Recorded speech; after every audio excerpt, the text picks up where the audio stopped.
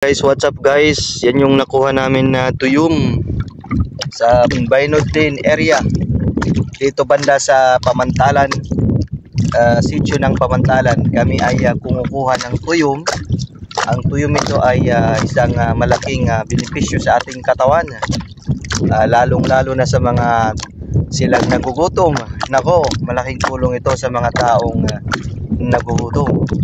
Katulad ko, gutom na kami. So kailangan natin ng tuyom. Yun yung kasama natin, kumuha ng tuyom. Hindi naman pwede dalhin natin yung cellphone natin sa loob ng dagat para makita nyo yung tuyom. Baka masisira ang buhay ng cellphone natin. Kaya dito na lang tayo muna sa taas, diba? Ayan guys. So marami na, sir, marami ng tuyom nakuha mo? Marami na daw. Ayun. Kumpulan ng dadtem. Kumpulan. Parang kumpulan daw ng dadtem, guys. Yan talaga. So ayan, no, lapit natin yung camera. Yan guys, pag may nakikita kayo na itim, yan na yun, tuyom. Yan. So yun nga lang guys, hindi natin pwede ilagay sa loob yung ano natin, cellphone natin, kasi hindi siya waterproof. So dito lang guys sa Pamantalan, sitio ng Pamantalan. Marami. Ayun, no, madami. Ayun, yun, tuyom. Tawad di kuro, ha.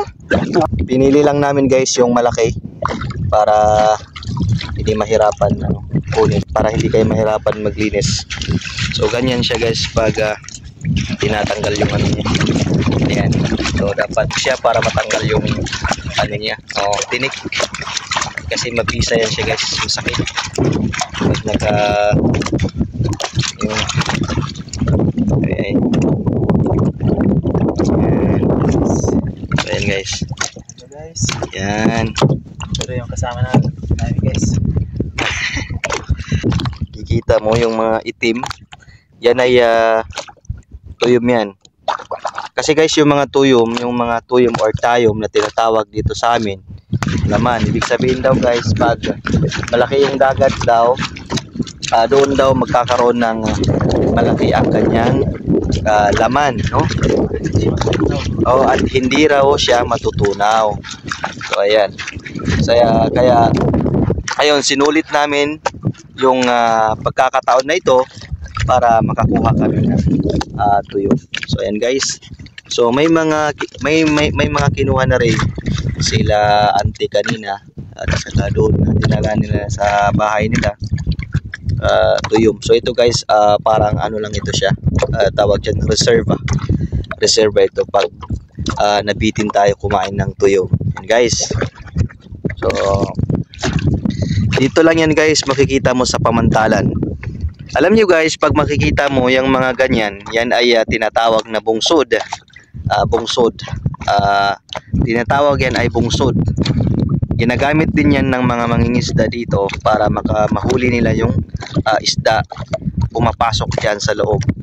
So yung banda naman sa unahan guys, yan yung Argos. Kapag nagtatanong kayo guys, ano yung mga kabuhayan ng mga tao dito, so isa sa mga kabuhayan nila guys, yung may tinatawag na bubo. Pag tinawag nila ay bubo. Tapos may yung iba din kabuhayan nila, yung agar-agar, tapos yung iba, so pumupunta sila doon sa laod.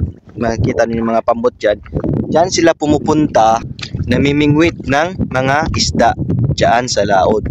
So kahit anong isda na kinukuha nila, mapagkakakitaan, no? Yun yung mga simpleng hanapbuhay ng mga tao dito, at kanilang pinaghirapan, at masaya sila, at sila ay lumalaban ng patas para mabuhay, para makasurvive, para mabuhay ang kanilang mga pamilya dito.